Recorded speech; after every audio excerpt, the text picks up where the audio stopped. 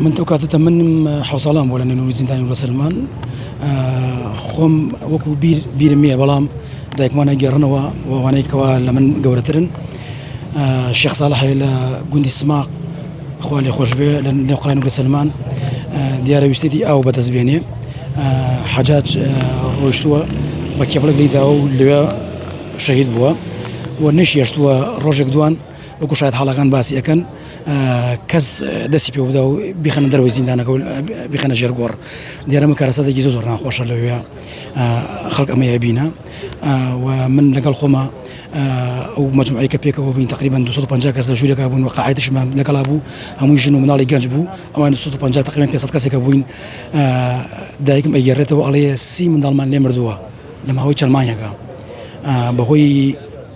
برسيتي كوا عجاج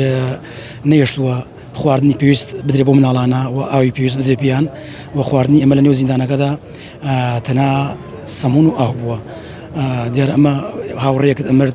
أو كذا وتمن من كذا حصل أم فهميش تنبيرة يعني هاوريك بيك وازي ما أنا كرت أمرت من هوريك يخمم خزم يخمم خلق يكون ديكشين بناوي جبار دايك يجرته عليه وراء حجاج دي دهوا بلا مكاذي كمرت بيك ويعني ما أنا كرت